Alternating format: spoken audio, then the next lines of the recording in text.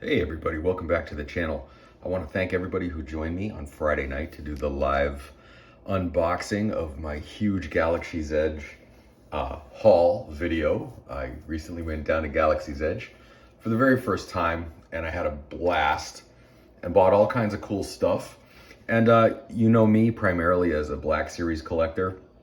I do dabble in some other Star Wars lines, and I've been collecting since 1977, so I have quite an extensive 3 3/4 inch vehicle collection and figure collection.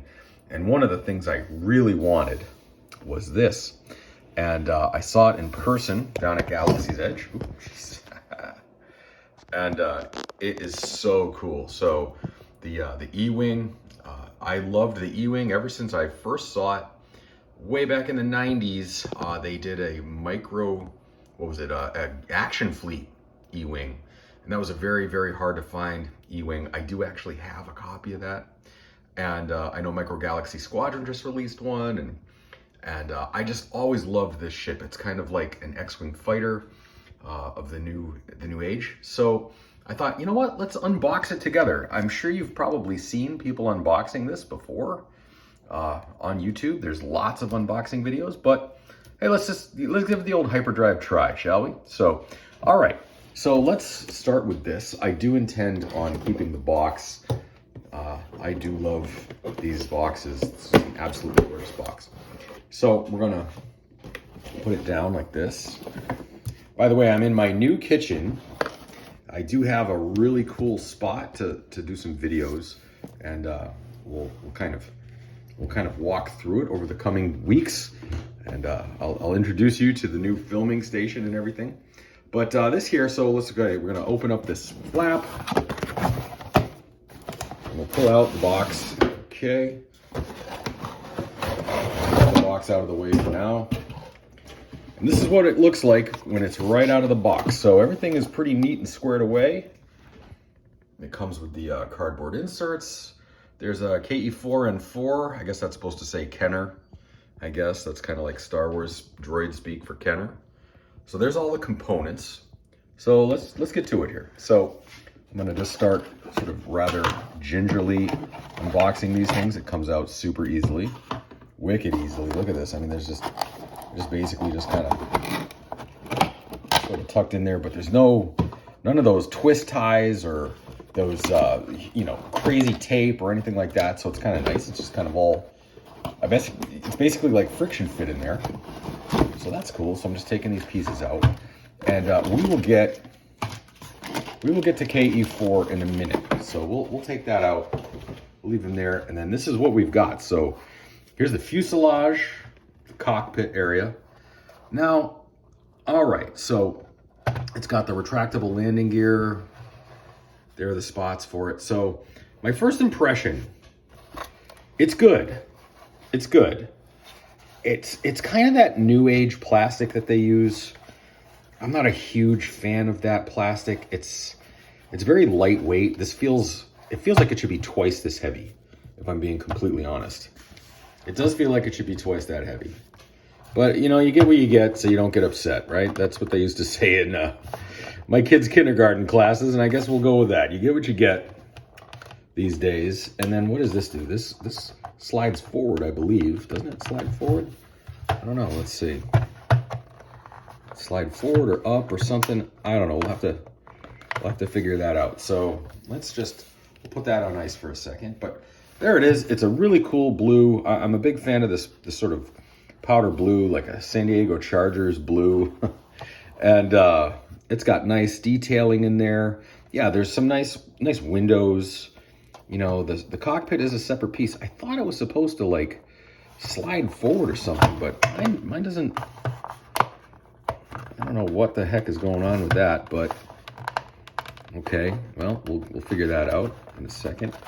From the other videos, I thought I had it right. We'll have to look at the box. Maybe there's some sort of instruction on the box. Droid socket. So let's go. All right. So we got this piece, and this is going on like that. All right. That kind of just clips right in there. Provides a little bit of detailing. And again, there's sort of what appears to be like a storage compartment in there for weapons or accessories or whatever And it clicks in there pretty well. There's a small droid slot. I don't know. I mean, obviously the droid's got to fit. They wouldn't make it so it didn't fit. But again, it's very, very light. I'm a little bit disappointed in the quality of the plastic, but nice detailing there. You know, it's definitely much sturdier than, say, like the Force Awakens, X-Wings, and TIE Fighters. That they were such cool designs, but the ships just suck because of the bendy plastic. And then, okay, so there's that. There's the landing gear. I don't have any fingernails. Okay, why am I struggling with this so much? Okay, hold on. We're gonna get the old knife in there, see what we got. Okay, so that pulls out like that. All right, cool. Just your typical ski, what do you call it? Like the ski landing pad thing, you know? And then we've got the two wings. So let's put this one on. This looks like it's the starboard side. And the detailing on the wings is pretty nice.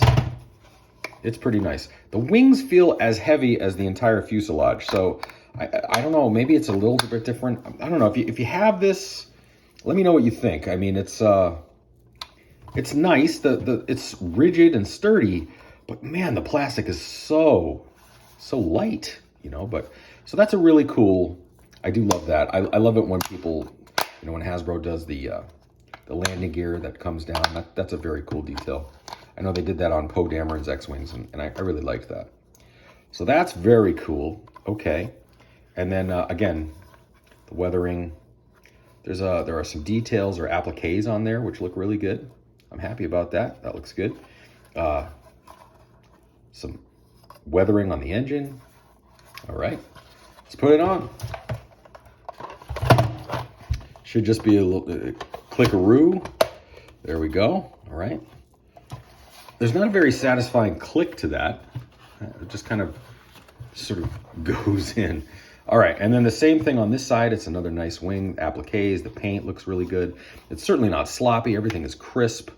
Same detailing with the retractable landing gear on that side. Okay, so there's that. So, okay, it's coming together pretty good. Let's put the landing gear down on this. All right, we're gonna peel out a little bit here. So that's what we've got so far. It does look really good, man. It looks really, really good. Really sharp looking ship. It's one of my favorites in the entire, well, New Republic. It was probably in the tail end of the actual Rebellion. But man, that does look sharp. All right, now we got this bag of guns here. So let's show you the bag of guns. So very similar to X-Wing cannons. Very, very similar. And we're gonna open that up, put them on. So one thing I don't see in the box anywhere are instructions. There's the droid in there. And this was, oh wait, there it is. There they are. Okay, I got them. All right, here's the instructions. We're gonna move this to the side here for a second. All right, there's a nice instruction sheet. So it just kind of fell out and I didn't see it. So, all right, so take a look at it together here. All right, so we did that well, pretty simple.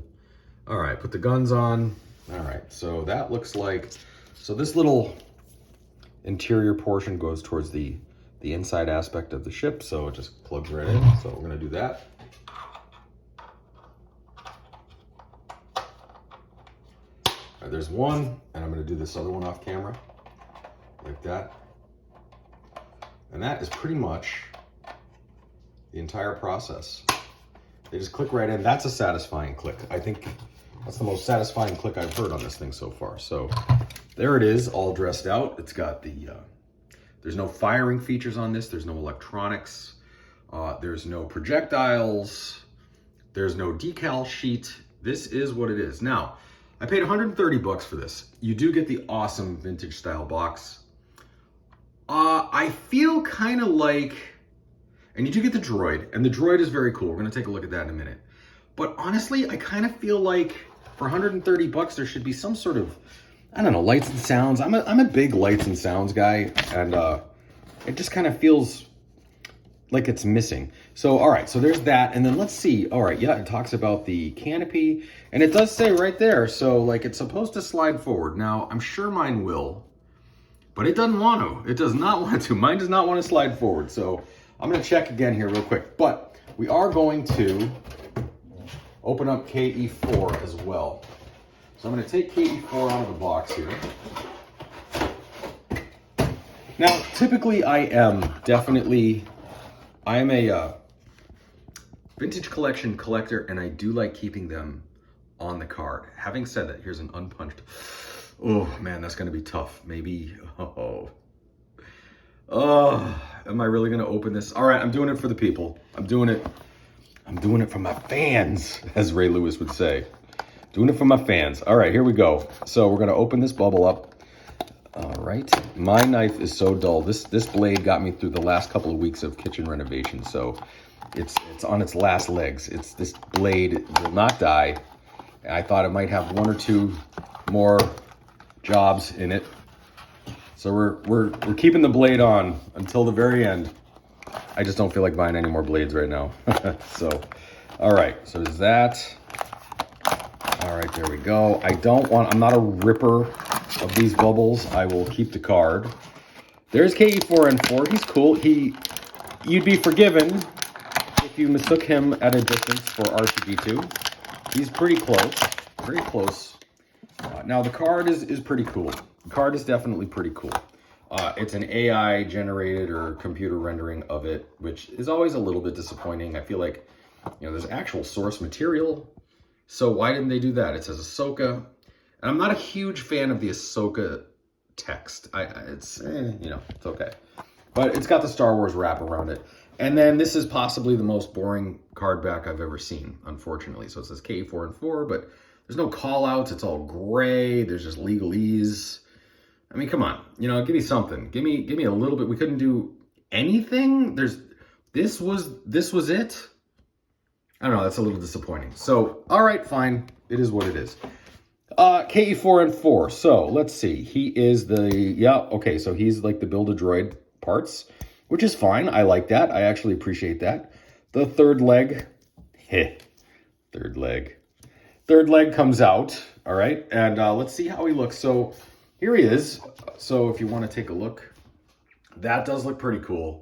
He's a great looking droid. I really like the coloring of him. I do like it. There's no weathering on him, but All right, so let's do this. We're gonna put KE4 in there. We're gonna put that on there. So that all looks pretty damn good. All right, so let's see. Can his head rotate? It sure can. So right off the bat, that is pretty satisfying. That looks good. All right. Now, let's try this one more time here. If we can get the cockpit open. Okay, that's not exactly what I intended, but all right, we'll go with it. So then we're gonna do this. So, all right, there's a learning curve here with this one for me. All right, so that's open. Now I do have Gold Leader is back from the dead, and this is like a saga Gold Leader. I do not have the pilot chick from the show. I don't think she's been released yet, and that's okay. I don't really intend to put her in there anyways. I'd like to put a standard Rebel pilot from maybe the older trilogy in there. Let's see. So, it's a bit of an adventure. So, let's see. You've got to be kidding me. Man, that is a tight fit. It's not... Okay, what have we done here? So that's sort of in there. It's tight. I mean, I can't. He's in there, but I don't think that's going to close. So let's try one more time here. Let's see if we can get him in there. So let's back this up. Do a little of that. Okay. So this is like live. I really want to like this. Man, do I want to like this. But okay, so he does get in there. It is tight. Like that is, I had to put about 6 pounds of pressure from my thumb on there to get him in there. So, okay, but now that he's all in there, and he's still, I'm not in love with this cockpit. I'm just going to be straight up with that. Why is that not closing? All right, so Now this is just my copy. I don't know. All right, let's try again here. So, I mean, that's okay. All right, yeah, okay. It went in. It went in. It's, to be honest though, for 130 bucks, don't you want it to close a little better than that? Like a little bit better than that? I do. Maybe it does. I don't know. That is unsatisfying. I'm not gonna lie. That is a little unsatisfying. Man, do I want to like this? But it's like a solid C. If I were bringing this home, you know, remember the old Christmas report card? This is a C. I hate to say it, but I mean, the plastic is super light. There's no weathering on it. It's not a satisfying canopy fit at all, at least in my opinion. Like, that looks like absolute hammered trash right there. Like, that's no bueno for 130 bucks. You get the droid, KE4N4, he's cool. Now, I'm gonna bring over maybe my favorite ship in my entire fleet, and I'm gonna put it next to this unbelievably awesome snowspeeder. I've got a couple of these. And this has everything you would ever want on it. It's beautifully scaled. The plastic feels legitimate. It's about the same weight as this, if not heavier, which is a little bit disappointing. I mean, it looks fantastic, minus the unclosing cockpit. But again, this is in scale, so that's the scale of it. So again, is it worth it? I don't think it's worth it for 130 bucks. I think this, as it is right here, this is $75, $80 piece. I hate to say it. I mean, they really got to work on the cockpit. That's unsatisfying. And there needs to be a little bit more, I don't know. It's just, it doesn't feel like a satisfying toy. It's lightweight. It's got that flimsy plastic. It's that, if you ever bought any Force Awakens ships, it's kind of got that sort of, I don't know. It feels like a knockoff toy plastic. I mean, it looks, the design of it is awesome. The box is awesome. I really like KE4N4. That's a really good one.